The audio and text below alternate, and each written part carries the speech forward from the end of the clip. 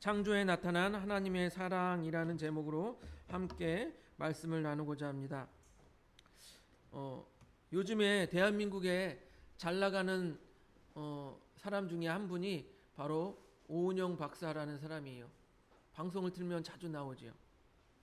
예전에는 우리 아이가 달라졌어요라는 프로그램에서 처음 이름을 알리기 시작하다가 지금에는 여러 가지 프로그램을 하고 다양한 분야에서 정신건강의학 전문의로서 상담을 해주고 있습니다. 특별히 오은영 박사가 했던 말 중에서 제가 기억에 남는 말이 있습니다. 무엇이냐면 책임도 사랑의 방식입니다 라는 말이에요. 책임도 사랑의 방식입니다. 처음 듣는 말이기도 하고 무슨 말인지 잘 모를 수도 있습니다. 이 말은 어디에서 나왔냐면 부부 사이를 상담해 주다가 깨어진 부부관계를 상담해 주다가 이런 말이 나오게 된 거예요. 무엇이냐면 남편이 돈을 벌기 위해서 아침에 일찍 나가서 하루 종일 나가 있고 또 어느 쉬는 날이 되면 집에서 피곤하다고 잠만 자는 거예요. 그것에 불만을 가졌던 것이죠. 근데 그것에 대해서 오은영 박사가 한 말이 책임도 사랑의 방식입니다 라는 말이에요. 무엇이냐면 가족을 위해서 그렇게 일조차 하지 않은 남편들이 있다라는 거예요. 가족이야 굶든지 말든지 일하지 않는 것입니다. 그 핑계는 다양하겠죠. 몸이 좀 불편해서, 아니면 내 이 나이에 내가 그래도 예전엔 잘 나갔는데 알량한 자존심 때문에 내가 그런 일을 할 수 있어? 일을 하지 않는 거예요. 여러분, 누군가를 위해서 그렇게 열심히 일을 해보신 적이 있으십니까? 사랑하지 않으면 굳이 열심히 일할 필요가 없는 것이죠. 우리가 흔히 TV를 틀면 미국의 그 영화에서 나오는 그 홈리스 노숙자들처럼 그냥 자고 싶으면 그냥 아무 데서나 자고, 그리고 먹고 싶으면 그냥, 우리나라도 참 많잖아요. 무료 급식하는데 가서 그냥 밥 먹고 자기 멋대로 그냥 살아도 되는데 왜 그렇게 열심히 일을 하냔 말이에요. 그래서 오은영 박사가 말하는 겁니다. 책임도 사랑의 방식입니다. 물론 사람마다 사랑에 대한 모습이 다를 수 있습니다. 기대치가 다를 수 있어요. 특별히 젊은 여성분들은 로맨틱하고 아름다운 사랑을 꿈꿉니다. 하지만 여러분, 생각을 조금만 바꾸면 우리가 그 사람이 나를 사랑하는지 보인다라는 거예요. 그 사람이 나를 사랑하기 때문에 이렇게 더운 날씨에도 밖에 나가서 저렇게 열심히 일을 하고 있구나 생각이 든다라는 거예요. 예전에 제가 운전을 하면서 라디오에서 사연을 들었습니다. 어떤 사연이었냐면요, 그 사연을 올린 사람은 택배 기사였어요. 택배 기사인데 아내가 자신을 위하여서 도시락을 싸주고 도시락에 편지를 써주었다는 거예요. 남편이 이렇게 더운 날씨에 쉬지도 못하고 일을 하면서 점심 먹을 시간도 없어서 도시락을 싸주면서 아내가 남편을 바라보면서 안타깝고 고마운 마음을 담아서 편지를 써준 거예요. 그리고 그 편지를 읽으면서 남편이 감동되어서 그 사연을 라디오에 올린 것입니다. 여러분, 사랑은 이런 것이잖아요.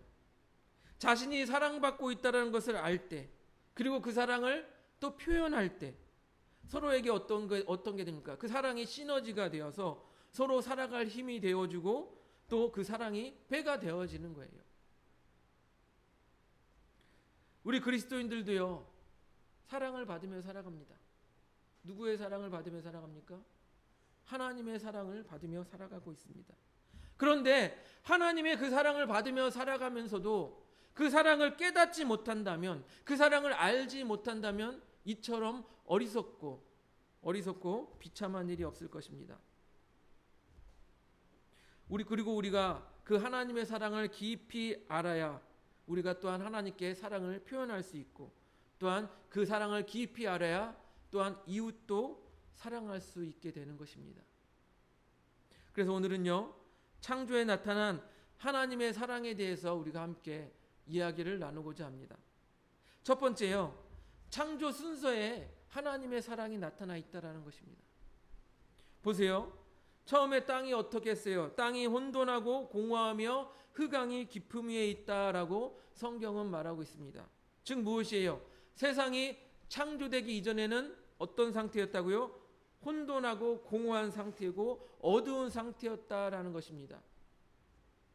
그런데 하나님께서 어떻게 하셨습니까? 말씀으로 빛이 있으라 하니 빛을 만드셨고, 그리고 어두움과 빛을 나누셨어요. 즉 어두운 것을 밝히시고 빛으로 채우시고 공허한 것을 채우시고 또한 빛과 어둠을 나누는 이렇게 질서를 만드셨던 거예요.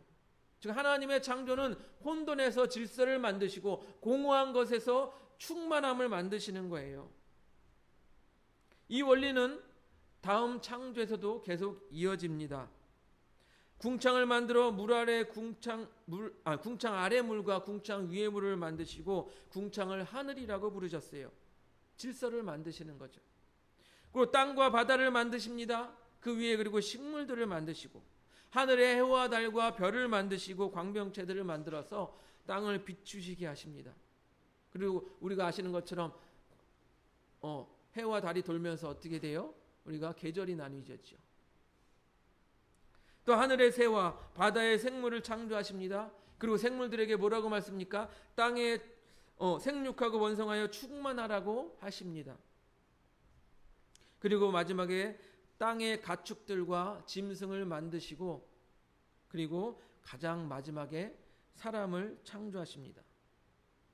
이 창조의 과정을 보면요, 이 지구를요 사람이 살만한 조건으로 다 만드신 이후에 그리고 사람을 창조하셨다는 것을 우리가 발견할 수가 있어요. 그리고 하나님께서 말씀하시죠. 우리 창세기 1장 28절 같이 한번 읽어보겠습니다. 넘겨주세요.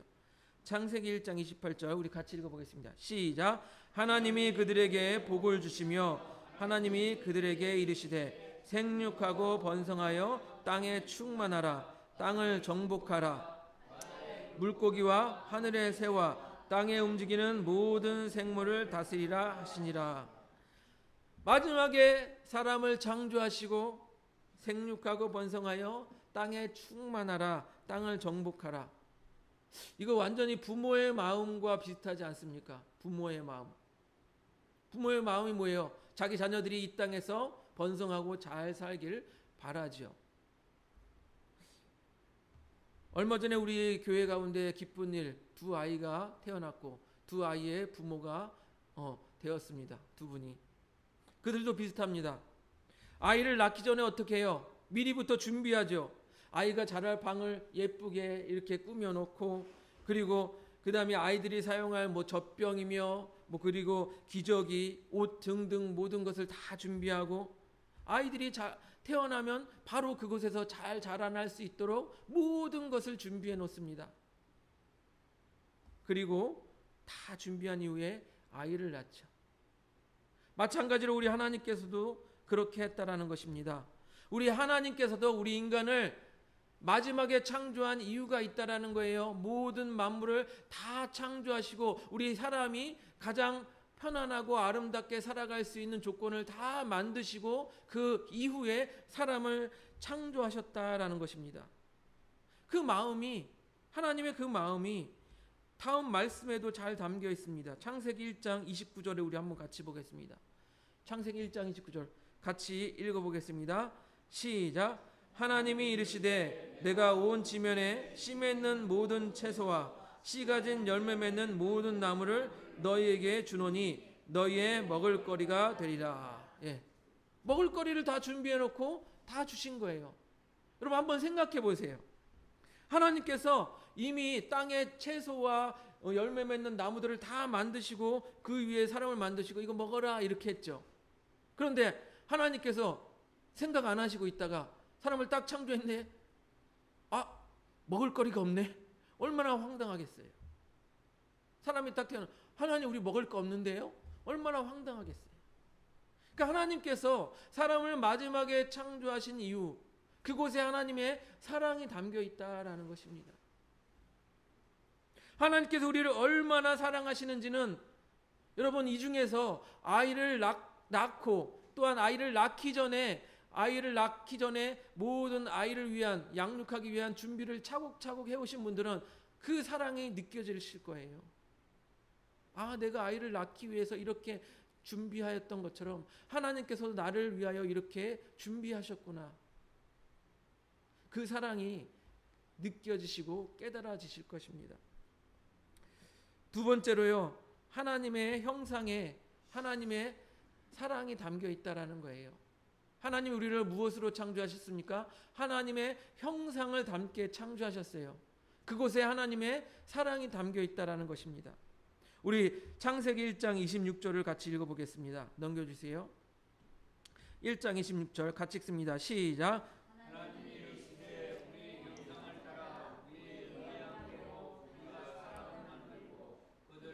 바다의 물고기와 하늘의 새와 가축과 온 땅과 땅에 기는 모든 것을 다스리게 하자 하시고.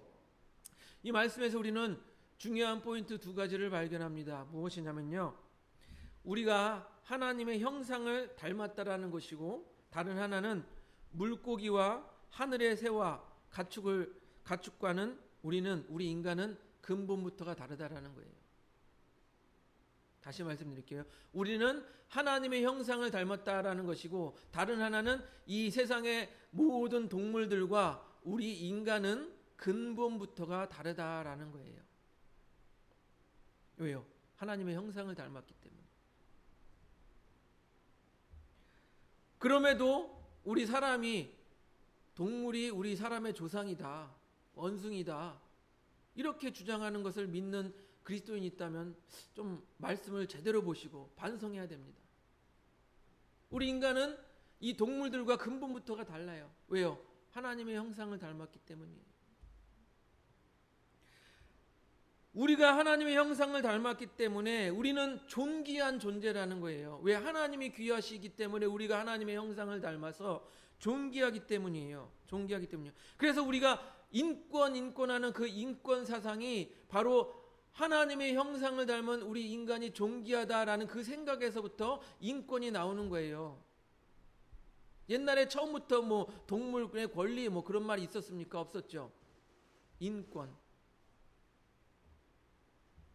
사람조차도 동물처럼 취급하던 그런 원시적인 사회에서 이제 하나님의 말씀이 날로 번성하여지니까 그 말씀에 입각해서 사람들이 무엇을 만듭니까? 인권. 우리는 하나님의 형상을 닮은 존재다.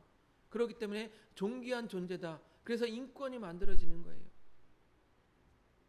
여기서 바로 하나님 사랑, 이웃 사랑이라는 그 깊은 의미가 나오는 것이에요. 왜요? 하나님을 사랑해요. 근데 하나님의 형상을 우리가 닮았어요. 이웃을 보니까 이웃도 하나님의 형상을 닮았네? 그러니까 이웃도 사랑해야 되죠. 하나님 사랑, 이웃 사랑. 이것이 바로 거기에서부터 우리가 나온다는 것을 알 수가 있어요. 저 역시요, 저희 아이가 태어났을 때 벌써 이제 엄청 커가지고 이제 자기가 성인이라고 대학생이 된다고 그렇게 얘기하지만 처음 태어났을 때를 기억합니다. 너무나도 생생하게 기억합니다. 처음 태어나서 딱 간호사 선생님이 딱 데리고 나왔는데 너무나도 조그마고 얼굴은 쭈글쭈글한데 희한하게 저를 닮은 거예요. 근데 쭈글쭈글하고 못생기고 저를 닮았는데 이쁜 거예요. 이해가 되세요, 여러분? 나를 닮았다는 이유 하나만으로 너무너무 이쁜 거예요. 너무너무 사랑스러운 거예요. 모든 부모가 자기 자녀를 사랑하는 이유가 여기 있습니다. 왜요? 나를 닮았어요. 남들이 보기에는 못생겼어도, 남들이 보기에는 어떻게 저렇게 못생겼냐 해도 자기를 닮았기 때문에 자기의 아이는 이쁜 거예요. 여기에 하나님의 사랑이 담겨 있어요. 우리가 하나님의 형상을 닮았기 때문에 하나님께서 우리를 사랑하시는 거예요. 이해가 되세요?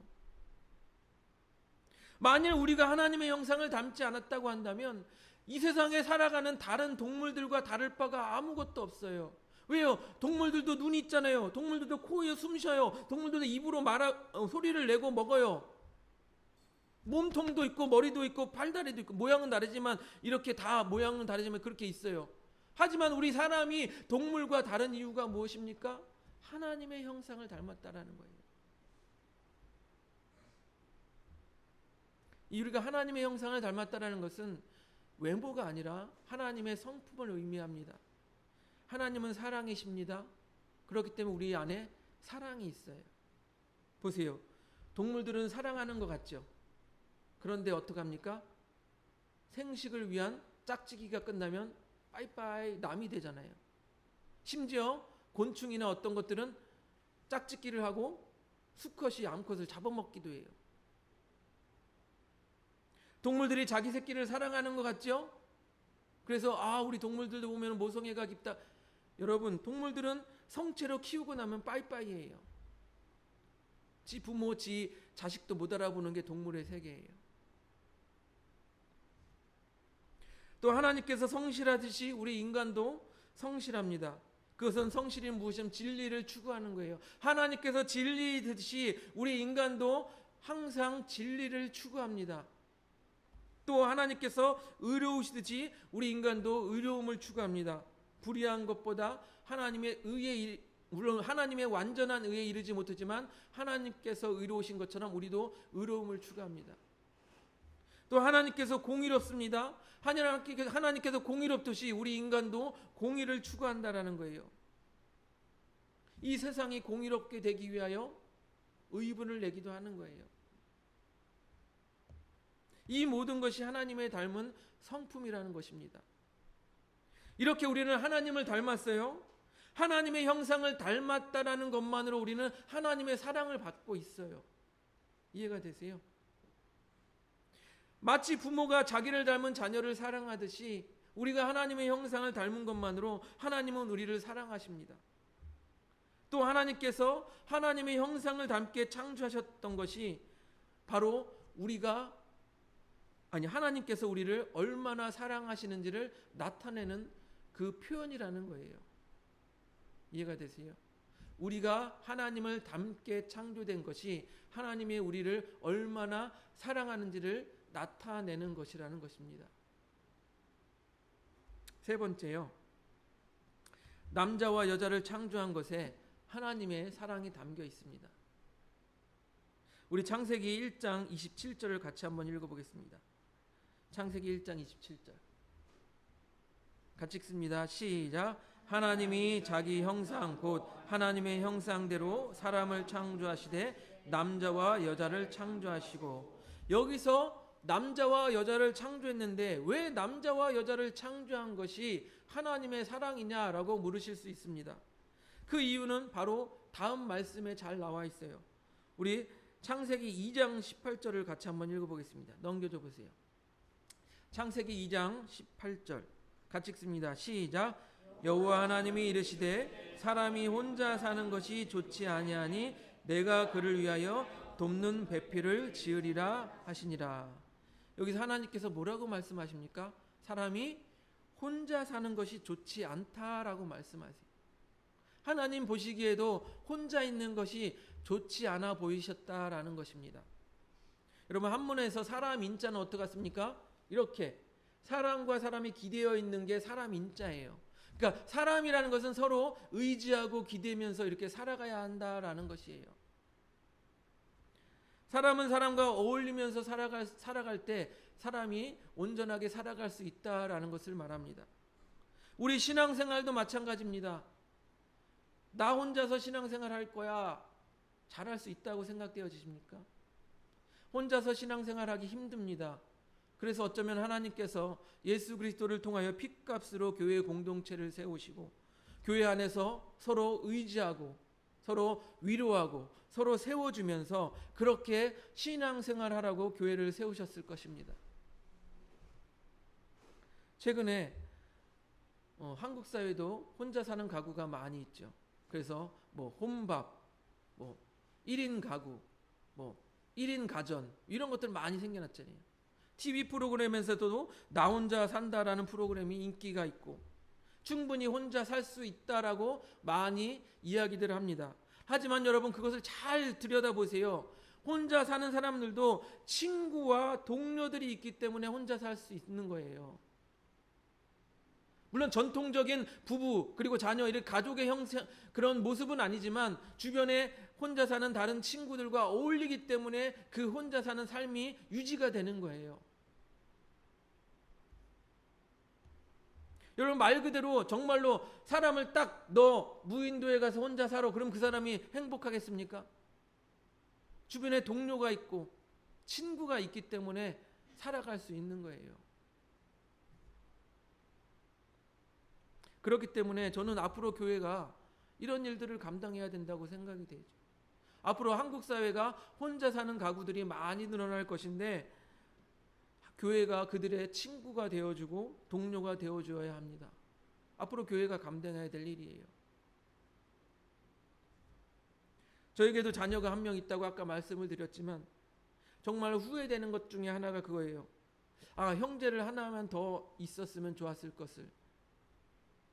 왜 아이가 자라면서도 얘가 혼자이기 때문에 그런 생각들을 많이 했었지만 이제 나이가 더 들면서 어떤 생각이 됩니까? 아, 부모가 없어도 이 형제를 서로 의지하면서 살아가야 될 그런 형제가 있었으면 좋겠다. 그런 생각을 많이 하게 되는 거예요. 이것이 바로 부모의 마음입니다. 자녀를 사랑하는 마음이에요. 형제가 있었으면 좋겠다. 마찬가지로 우리 하나님께서도요. 우리 사람을 창조하시고 뭐라고 얘기하셨어요? 혼자 사는 것이 좋지 아니하다. 혼자 사는 것이 좋지 아니하다.